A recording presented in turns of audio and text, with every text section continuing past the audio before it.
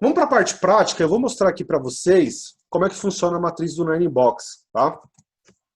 Para a gente, já para ir para a última parte aí do treinamento. Vamos chegar na melhor parte aqui, que é eu mostrar aqui para vocês a ferramenta do Ninebox.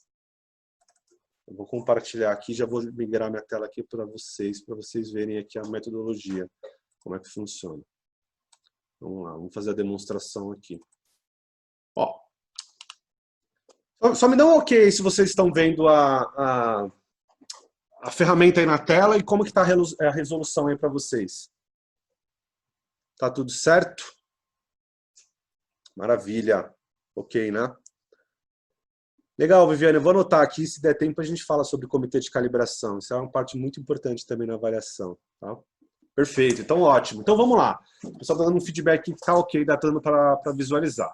Bom, essa daqui é a matriz, é a metodologia do Ninebox, que ela está no Excel. Esse Excel é um Excel que está totalmente automatizado, mas que dá para você rodar um processo de avaliação de desempenho aqui, baseado na metodologia do Ninebox, muito bem aqui com essa matriz.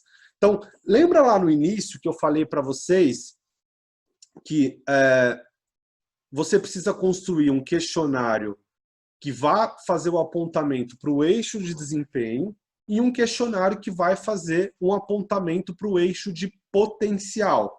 Então aqui, esses questionários que eu comentei com vocês, ele está separado em duas abas. Aqui nós temos um questionário do eixo de desempenho e aqui nós temos um questionário do eixo de potencial, tá legal? Então aqui, o que vocês vão fazer? Vocês vão pegar a parte das perguntas. Essas perguntas, elas podem ser, por exemplo, relacionadas a metas, a você colocar metas quantitativas, por exemplo, aumentar em 6% o índice de clima organizacional da empresa, isso é uma meta. Atingir 20 mil reais de faturamentos na empresa, isso também é uma meta. O que mais seria? Vamos lá. Diminuir o turnover em 3%, isso também é uma meta. Então essas são as perguntas que você pode colocar aqui no eixo de desempenho, isso relacionado à parte de metas. Na parte de responsabilidades, você pode colocar assim, cuidar de todo o processo de recrutamento e seleção, isso é uma responsabilidade. Ser responsável pelos programas de treinamento da empresa, isso também é uma responsabilidade. Tá? Então, essas são perguntas que você vai colocar nesse eixo aqui, que é um eixo de desempenho, tá? Que você vai trabalhar aqui uma série de perguntas. Depois que você colocar essas perguntas aqui, antes, deixa eu só voltar aqui um pouquinho. Aqui são os dados pessoais, você vai colocar o nome do funcionário, a função, a empresa, o projeto, a data, enfim. Tá? Mas depois que você colocou os dados pessoais, você vai inserir essas perguntas aqui, e aqui você tem a legenda. A legenda, nessa régua aqui, nessa escala que nós estamos utilizando, é uma escala que vai de 1 até 5. Você pode fazer uma escala de 1 até 4, de 1 até 3, de 1 até 10. Tá? Isso aqui não tem... você pode usar o critério aí da sua empresa, tá legal? E aí você vai de 1, que representa não atende, 2 atende parcialmente, 3 atende, 4 atende muitas vezes supera e 5 supera. Tá? E aí qual que é o papel do avaliador? Ele vai chegar aqui, basicamente vai olhar a pergunta e vai tabular a nota que é correspondente àquele item. Então basta ele chegar aqui e ir fazendo a parte da tabulação de todas as notas. Tá? Feito isso, ele vai fazendo aqui a parte da tabulação. Tá? Colocando aqui e vai tabulando as notas. Então é muito simples. Ele vai abrir esse primeiro questionário aqui que está do eixo de desempenho, ver os espaços aqui e ir tabulando as notas. Tá? Feito isso, depois que ele terminar de preencher todas essas perguntas aqui do eixo de desempenho, ele finalizou, ele vai para o eixo de potencial. Tá? No eixo de potencial, nós estamos falando do eixo Y, que avalia a questão do potencial. Nesse eixo de potencial, você pode colocar algumas perguntas relacionadas obviamente, a questão do potencial, você pode trabalhar com competências nesse eixo de potencial, você pode trabalhar com agilidade de aprendizado, tudo que esteja relacionado ao futuro, a capacidade futura desse colaborador entregar. E aí o critério é exatamente o mesmo, tá? Lembrando que se, por exemplo, não quero trabalhar potencial, quero trabalhar cultura, não tem problema. Não quero trabalhar cultura, quero trabalhar comportamentos, tá? É possível também. Você pode colocar aqui no eixo e colocar perguntas que estejam relacionadas ao comportamento. Quero cruzar comportamento e desempenho. Quero cruzar cultura e desempenho. Aqui é indiferente se você quiser trabalhar com outro fator aqui, com outro instrumento nesse eixo Y, que é o eixo de potencial. Tá? Deixa eu voltar aqui para a gente ser fiel à metodologia. Tá? Feito isso, o papel desse gestor é exatamente o mesmo. Ele vai vir aqui, vai olhando as perguntas e vai fazendo a tabulação das notas. Tá? Legal, Edgar. Vi aqui que preencheu, tá tudo certo, mas e agora? Né? O que isso resulta? O que vai acontecer?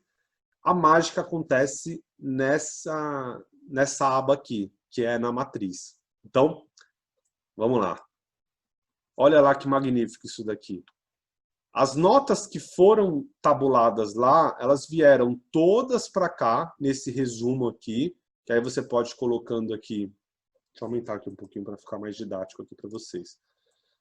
Todas aquelas notas que foram tabuladas lá, elas estão apresentadas aqui, né, dentro dessa matriz. E aqui você tem um resumo das notas, qual foi a média que esse colaborador aqui, João da Silva, teve na parte de potencial e qual foi a média que ele teve no eixo de desempenho. Tá? E olha só que incrível isso. Através dessa nota média que ele teve aqui nesses dois eixos, já apareceu aqui a plotagem desse colaborador. Qual foi o box que ele ficou plotado. Então, se você passar aqui o mouse em cima da bolinha, vai aparecer que ele teve uma nota aqui de 3,50 aqui no eixo de potencial e de 2,88 aqui no eixo de desempenho. Tá? Então aqui você tem o cruzamento dessas duas informações e qual box que ele ficou plotado, tá? Dentro das 9 caixinhas. E isso é de forma automática. Isso aqui tem uma fórmula, mas se eu por exemplo, vier aqui, vamos trabalhar dentro de uma hipótese que eu venho aqui e coloco tudo nota 1 aqui. Vem aqui, 1, que é a nota mínima, tá? 1 é a pior nota que eu tenho. E voltar aqui na matriz, olha lá para onde a bolinha foi. Tá? Como eu coloquei tudo 1 aqui no eixo de desempenho, a bolinha veio para cá, que está falando que ele tem baixo desempenho aqui. Se eu vier aqui também colocar tudo nota 1 aqui no eixo de potencial, que é a pior nota que tem, olha lá para onde esse colaborador ele vai ficar plotado. Lá no box B1, tá? Que é a pior nota aqui da matriz. Se eu vier aqui e colocar tudo nota 5, aqui, ele vai vir para cá. Tá? Então, isso é magnífico, porque vai aparecer aqui qual box que esse colaborador ficou plotado e toda essa parte da leitura. Tá legal? Que você consegue visualizar. Edgar, legal, vi aqui, mas aonde que eu consigo ver? O que eu preciso fazer? Cadê uma legenda? Cadê uma interpretação? Aqui. É exatamente aqui que acontece.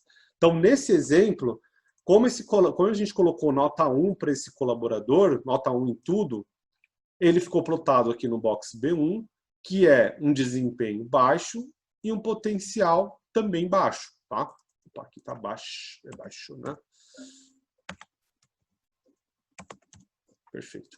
Então aqui ele tem um desempenho baixo e um potencial baixo. Ele ficou plotado nesse box B1. E o que significa esse box B1? É risco na manutenção, acompanhamento muito próximo ou substituir, se caso esse colaborador ele não tiver nenhuma progressão, né? Não tiver nenhum progresso. A Gilene está perguntando aqui se precisa ter o mesmo número de perguntas em ambos os eixos. Não precisa ter a mesma quantidade de perguntas, porque como a gente vai considerar a média na nota lá da avaliação, essa média, independente se você usar 3, 5, 10 perguntas, como a gente vai usar a nota média, não precisa ter a mesma quantidade de perguntas. Tá? Então, por exemplo, no eixo de potencial você pode usar, vou dar um exemplo prático, né? Em consultorias, às vezes a gente usa 20, 25 perguntas no eixo de potencial e no eixo de desempenho a gente só usa 4, porque a parte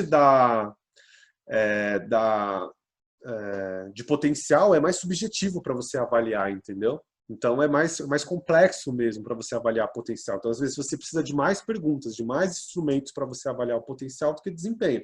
Porque desempenho é o seguinte, ou ele bate a meta ou ele não bate. Ou ele atende aquilo, a responsabilidade do cargo dele, ou ele não atende. Tá? Ou, então, agora, potencial é algo mais subjetivo. Como é que você vai ter fazer uma projeção se ele está pronto para ser promovido, para ser... para assumir um novo posto, para assumir uma sucessão. Então, normalmente, o eixo de potencial ele tem mais perguntas. Então, não precisa ser a mesma quantidade de perguntas. Tá legal? Bom, então aqui você tem o eixo aqui da legenda, aqui, né, da parte que você consegue identificar. E aí, feito isso, ele aparece aqui uma leitura. E aí você vai para a parte do... eu não sei por que apareceu esse risquinho amarelo aqui. Bom, enfim, mas está dando para prosseguir aqui na tela. Depois que você aparece nessa parte da legenda, você tem aqui uma interpretação analítica, né, que ele passa aqui exatamente qual foi a média, né, desse colaborador e o que você precisa fazer com ele. Então, pegando o exemplo aqui desse colaborador, ele ficou plotado no box B1, que é um desempenho baixo e um potencial baixo. Né? E aí aqui você tem uma interpretação analítica desse colaborador. Então ele aparece aqui, ó, risco da manutenção do colaborador. É necessário que a liderança invista no acompanhamento muito próximo no treinamento desse colaborador, ficando ela atentos aos sinais da evolução. Caso isso não ocorra, né, o colaborador deve ser desligado da empresa. Lembra que eu falei para vocês que o PDI precisa ser feito de uma forma um pouco mais apertada, de uma forma um pouco mais ajustada? É exatamente assim que funciona. Né? Existe a possibilidade do colaborador estar na função errada, analisar a possibilidade de fazer a sua realocação, ou você pode desligar esse colaborador, entendeu? Então, sai tudo mastigado, né? Sai tudo de forma bem sintética aqui, com base na plotagem desse colaborador, o que é necessário